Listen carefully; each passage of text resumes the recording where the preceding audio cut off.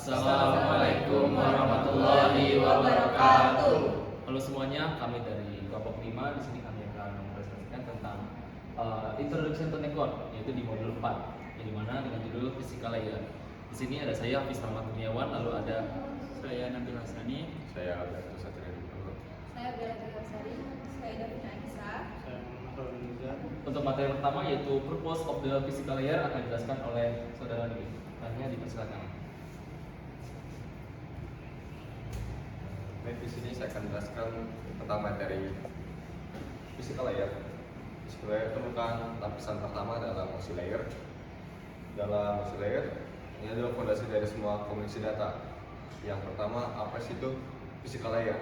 Physical layer adalah lapisan terbawah yang menangani pengiriman data dalam bentuk raw, bit, dalam bentuk 0 dan 1 melalui media transmisi fisik. Di sini data tidak lagi dilihat secara file ataupun paket, melainkan sebagai sinyal listrik cair ataupun gelombang radio.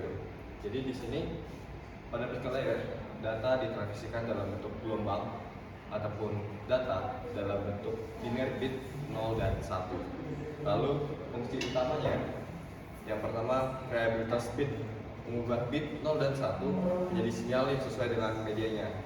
Di sini tentu di media transmisi pada jaringan itu ada kabel fiber optik, wireless, dan kabel tembaga. Dan jika kita menggunakan kabel tembaga, sinyal akan diubah menjadi sinyal listrik. Jika kita menggunakan fiber optik, sinyal akan diubah menjadi pulsa cahaya ataupun gelombang cahaya. Lalu dalam wireless akan diubah menjadi gelombang radio. Dan di sini data di encoding, yang artinya menentukan bagaimana pola bit diubah menjadi kode tertentu agar bisa dibedakan antara data kontrol dan data awal. Lalu karakteristik pentingnya, yang pertama tuh bandwidth, kapasitas maksimal media untuk membawa data, misalnya 1 GB atau 500 MB dan macamnya. Kalau ada throughput atau kecepatan transfer data aktual yang terjadi pada waktu tertentu. Jadi dalam pentransferan data di sini terdapat sebuah speed atau kecepatan yang mengatur secepat apa data dapat ditransfer dan diterima. Lalu ada output, kecepatan transfer data benar-benar berguna setelah dikurangi overhead, protokol, dan transmisi. Mungkin sekian dan akan lanjut oleh rekan saya.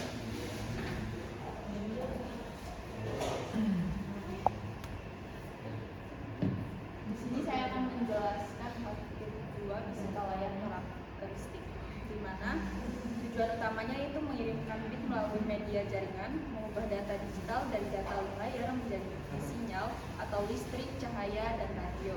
Yang kedua, 3 fungsi utama yaitu physical components, yaitu perangkat keras fisik, kabel, konektor atau NC. Yang kedua itu ada encoding, di mana encoding itu adalah pola bit atau 0 dan 1 diubah menjadi format yang bisa dikenal. Contohnya itu Manchester encoding. Yang ketiga itu ada signaling, yaitu cara sinyal listrik atau cahaya merepresentasikan bit pada media.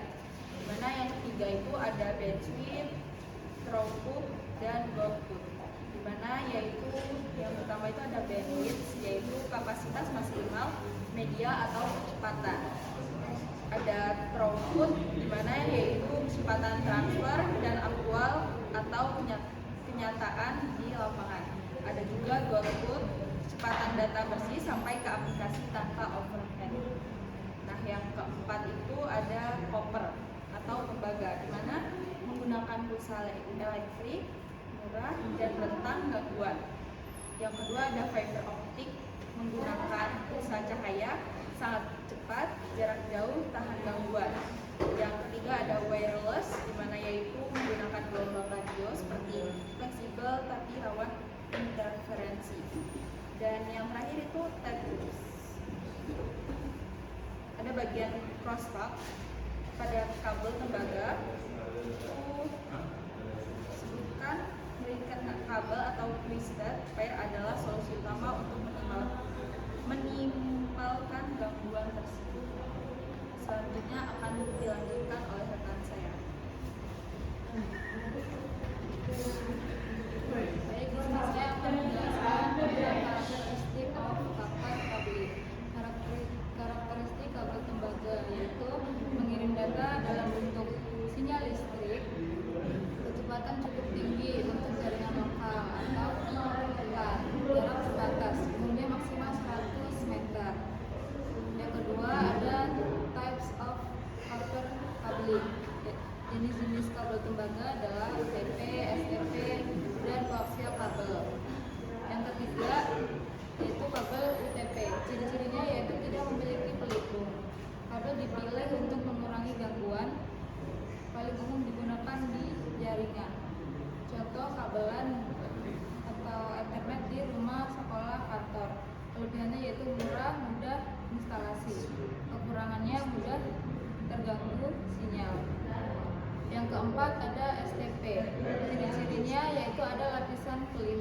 foil atau anyaman. Lebih tahan terhadap gangguan listrik. Biasanya digunakan di pabrik, lingkungan dengan banyak perangkat listrik. Kelebihannya yaitu minim gangguan, kekurangannya lebih mahal, instalasi lebih sulit. Dan yang terakhir ada koaksial kabel. Ciri-cirinya yaitu inti tembaga di tengah, dilindungi oleh lapisan isolator dan pelindung logam, lebih kuat terhadap gangguan. Digunakan untuk TV kabel, internet generasi lama. Kelebihannya yaitu tahan gangguan, jangkauan lebih jauh dari UTP. Kekurangannya lebih tebal dan kurang fleksibel. Baik, selanjutnya akan dijelaskan oleh rekan saya. Materi selanjutnya yaitu kabel UTP. Itu adalah kabel jaringan yang paling sering digunakan pada jaringan LAN. Kabel ini terdiri dari 4 pasang kabel tembaga yang dipilih dan dibungkus lapisan plastik. Jadi fungsi kabel UTP itu untuk menghubungkan perangkat jaringan, mengirim data antar perangkat, dan digunakan pada komputer switch, router, dan access point. Jadi kelebihan kabel UTP ini yang pertama itu ada harga lebih murah, lebih mudah dipasang, fleksibel, mudah ditemukan, cocok untuk jaringan lokal LAN. Cara kerja kabel UTP itu, kabel di dalam UTP dipilih untuk mengurangi gangguan sinyal seperti EMI atau Electronic Magnetical Interference. Tujuannya agar koneksi jaringan lebih stabil. Jadi kategori kabel UTP itu ada, yang pertama ada Cat 3 yaitu untuk kecepatan untuk telepon. Yang kedua ada Cat 5, itu kecepatannya sampai 100 Mbps. Dan Cat 5e itu kecepatannya sampai 1000 Mbps.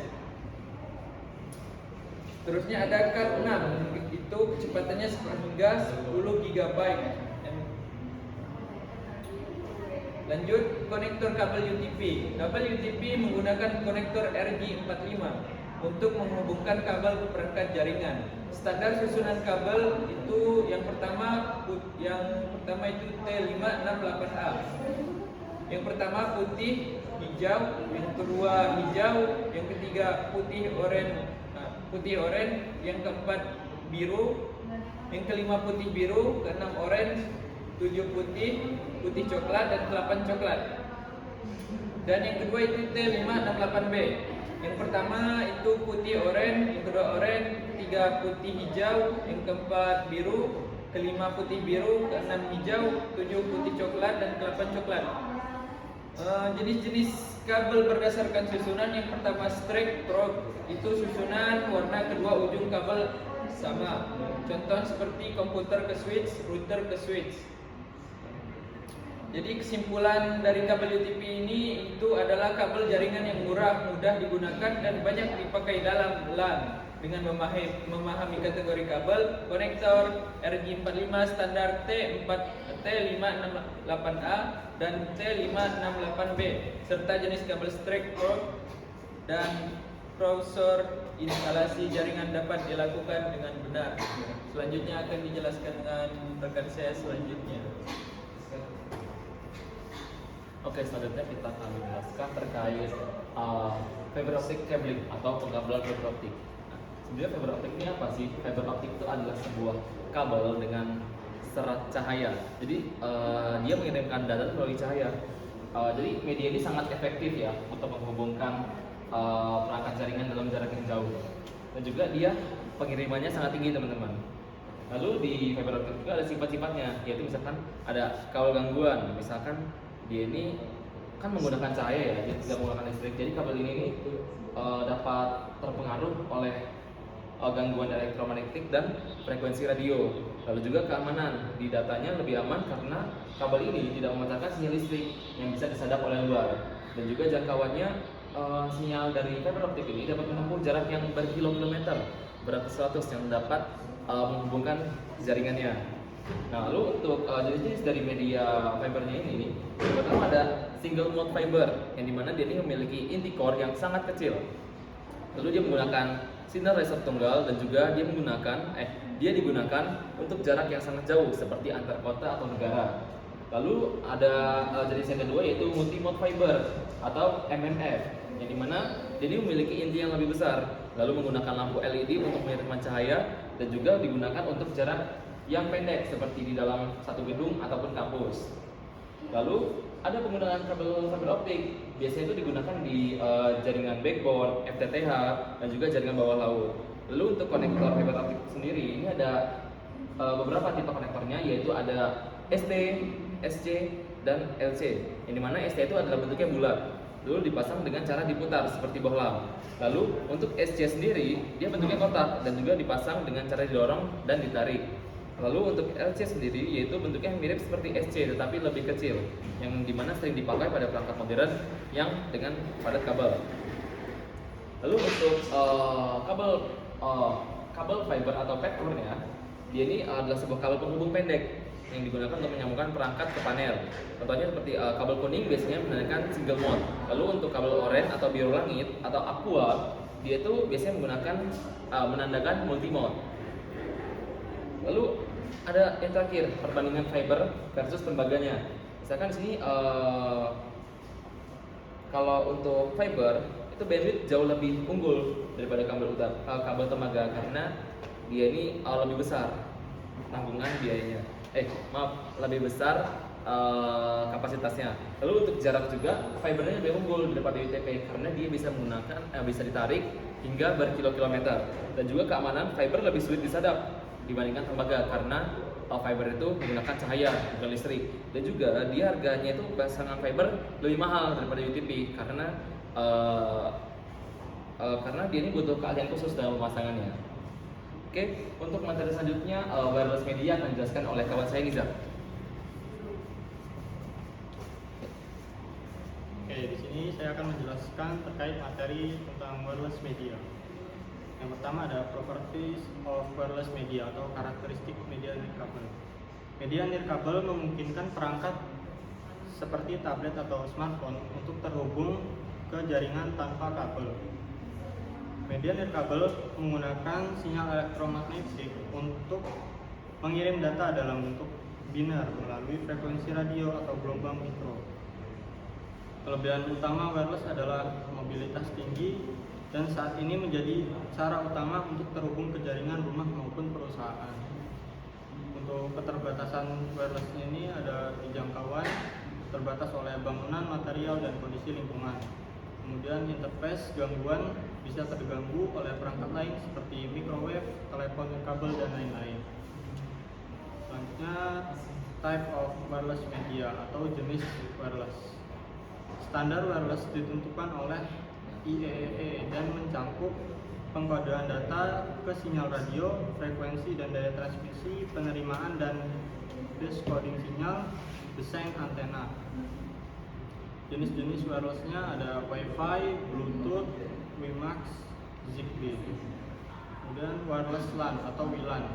WLAN memungkinkan perangkat terhubung ke jaringan LAN tanpa kabel.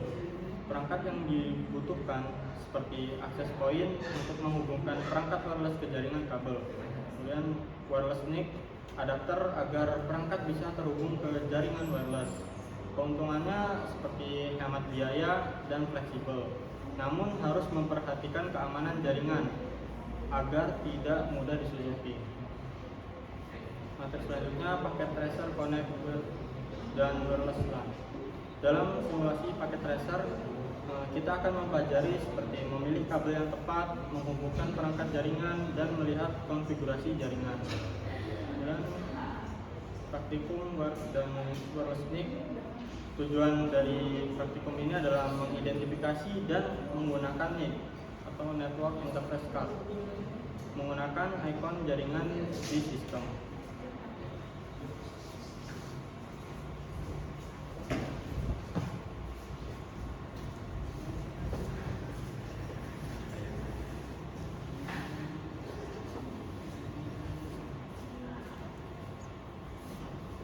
Baik, mungkin sekian untuk materi terkait physical layer dari kelompok 5. Kami ucapkan mohon maaf apabila terdapat kesalahan kata atau perbuatan. Kami akhiri. Wassalamualaikum warahmatullahi wabarakatuh.